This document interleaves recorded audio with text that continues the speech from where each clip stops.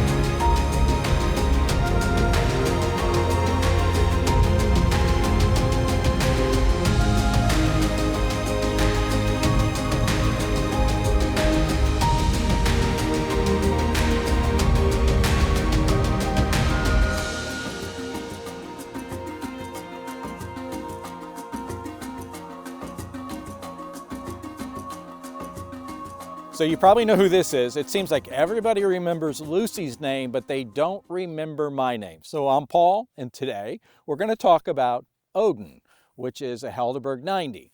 So I already mentioned that, but you probably are wondering, where'd you come up with the name? Because I get asked that question a lot of times. And Odin, the Lord of Frenzy, which is actually the god of poetry and wisdom and death.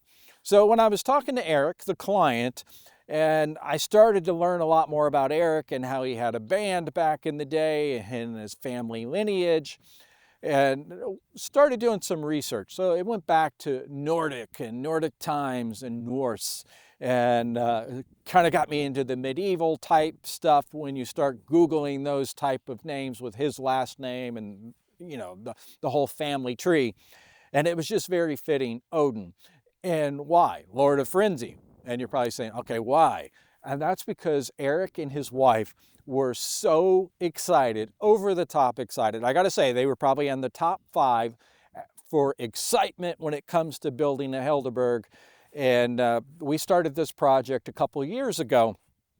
And, you know, we were talking about the colors and the first color, how it was going to be, and it wasn't going to be lifted, and it was going to have a different bumper.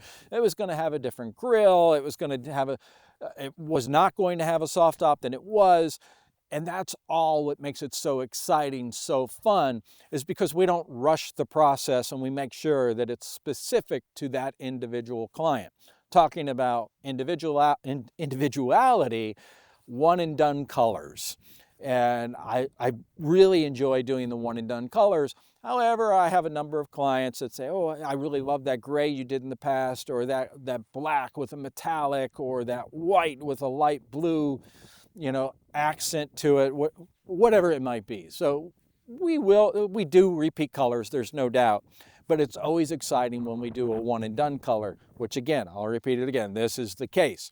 This is not a Land Rover color, this is a custom color. So it's not a Keswick green, if that's what you're trying to guess. It's a very light pastel green, has a metallic in it, and then it has a pearlescence to it. So in the sun, it's absolutely stunning. But in the shade, you don't really see the metallic. Right now it's covered with pollen, which gives it kind of that metallic flavor. So again, the excitement, Lord of Frenzy, was very fitting for him. Now let's talk a little more specifically about the build. And boy, she is clingy today, but that's okay. Lucy can always hang out with me, but I have not put Lucy in Eric's Defender yet. So anyway, it is a turbo diesel. It is performance tuned. Performance tuned, what does that mean exactly? It has a VNT turbo. It has a custom cylinder head. Did a little magic to the actual engine block, the injection pump, some more magic to that. It has a larger intercooler. It has a 3-inch stainless steel exhaust all the way back through it. So it gives it that nice, deep, rumbling sound, which is nice for a diesel.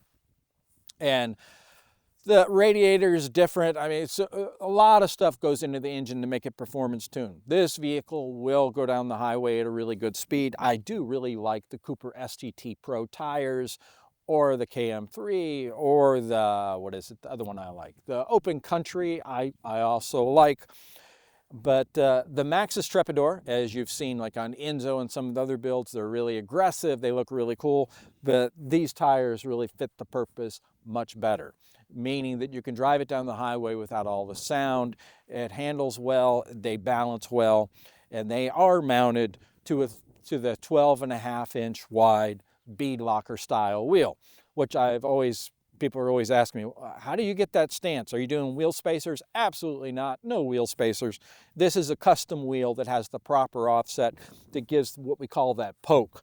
So you've got the larger than standard arches here that are actually hand laid, and then it has the nice black rubber seal here, but here's the arch. It ends like right here, and then the tire has a little bit of poke, about 2¼ inches of poke sticking out, which gives it a very beautiful stance.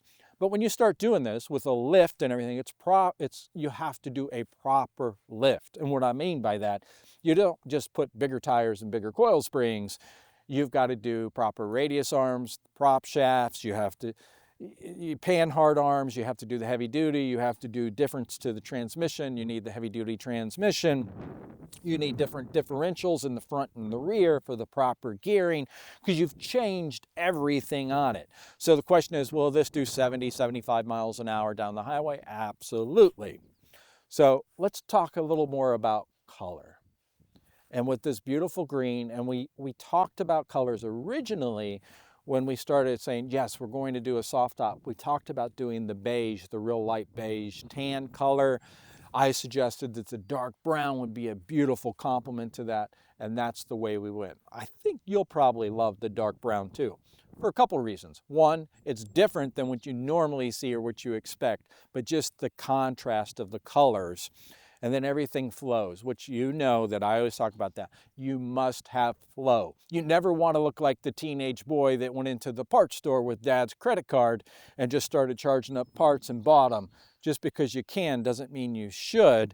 And I think you will agree that everything flows. From the front bumper, the style of the bumper. I just love this bumper, the way it actually arches up, the red tow hooks, and then the statement headlights that we do on most Helderbergs, which is the broken halo lights. And then as far as the marker lights, we did the clear versus the smoke or the traditional. The traditional is the red and the orange. So everything just kind of works together, in my opinion. All the billet work, so this is billet aluminum, as is billet aluminum here, billet aluminum here. I mean, even down to the billet aluminum spray nozzle for the windshield. So you can see the exterior, it drives great, it handles great, and that's because it does have the exclusive Helderburg suspension. But what I really want you to see is the interior, because it's different, and either you're going to love it or go, I don't know. But keep in mind, we built this specifically for Eric and his wife, and that's the beauty of a custom Helderburg. Now let's look at the interior. Before I get into the interior, let me point out a couple things. The first thing I want to point out is we completely redid, well, not completely, but we vastly changed Helderburg.com. So if you haven't been on the website in a while, go to the website. We did it much more of a gallery view. So the pictures are much bigger and it allows you to see the truck. So take some time, go to the website and look at some of the past builds. I think that's critically important if you're considering building a Helderburg, that you can see all the various options that we offer, because I talk a lot about the individuality and making sure that your Defender is unique to you, that it's completely different. And there's just so many different things that can be done, from exterior colors to the interior design, even the seat style, the seat leathers. And talking about leathers, I probably easily have, I don't know, let's say 300 different colors of leather and different textures of leather, whether you like the real smooth Napa leather or if you want the pebble texture leather. So wide variety. So go to the website, check it out. And if you're watching this video, share it with someone that you think would find appreciation in a Helderburg. So steering wheel. Wood steering wheel, mahogany steering wheel. The wood matches the actual cargo area, which is, we'll get into that.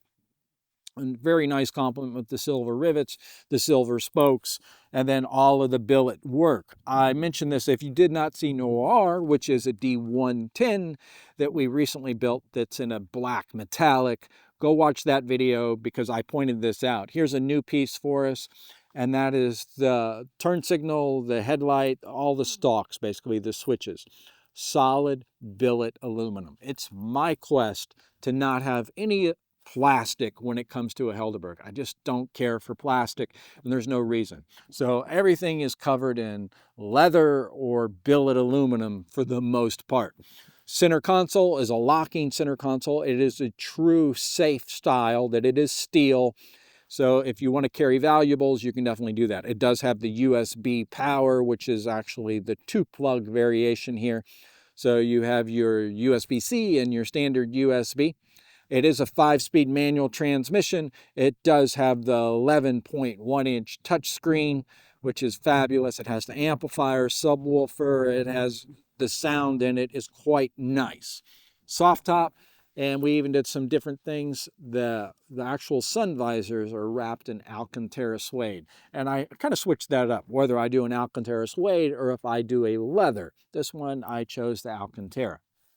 So again, everything in here is wrapped in leather, and it's just, I find it stunning. And Lucy just found a stick if you hear something cracking right now. But anyway, two-tone on the seats, and then I kept the door cards all one solid color, but I did match the contrast stitching with the center of the seats.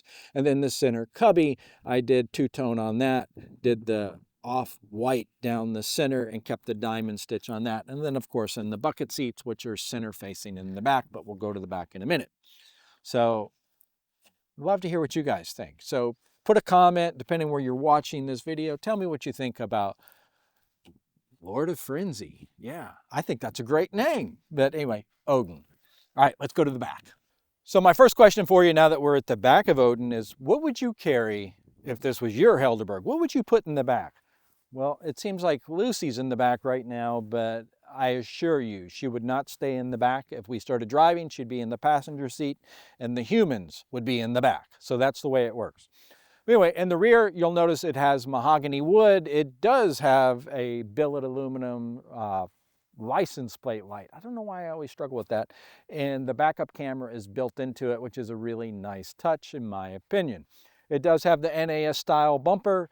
And what else can I tell you about it? Center-facing benches, I always prefer those versus the 4 buckets for the simple reason that the center-facing benches is very nostalgic, just looks good, and it doesn't take up that much room when you're putting them in the back, but they are still as comfortable as the bucket seats. In fact, I think they're a little more comfortable because when you do the bucket seats in the rear, they're just really close. They take up the room, and if you put 4 adults back there, they're knocking knees. This way, they are not knocking knees, and also it gives you more headroom. A grown man that's 6 foot, 6'1" can sit in the back and still have headroom if you're wondering. This one does have the roll cage system versus some of the other builds that we've done actually have a hoop system. So this one provides stability in the vehicle itself.